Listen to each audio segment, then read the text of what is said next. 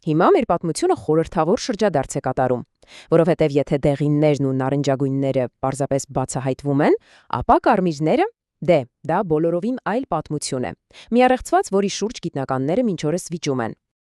Լսեք սա. ի տարբերություն դեղինների ու նարնջագույնների, որոնք ամբողջ ամարտերևի մեջ են, կարմիր պիգմենտները, դրանց անտոցիանիններ են անվանում, արտադրվում են հենց աշնանը։ Ծառը ակտիվորեն ծախսում է իր թանկարժեք էներգիան այս բոլորովին նոր գույնը ստեղծելու համար մի տերևի մեջ, որը շուտով դեն է նետելու։ Որքան տարօրինակ է, չէ՞։ Այո, գիտնականները համամիտ են։ Կարմիրը աշնանային գույների իսկական գլուխկտրուկն է։ Սա պատահականություն չէ, սա միտումնավոր, թանկարժեք գործողություն է։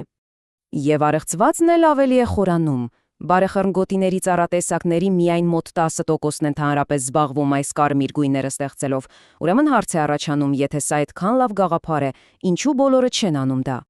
Սա հենց այն հարցն է, որը տասնամյակներ շարունակ անհանգստացրել է բուսաբաններին։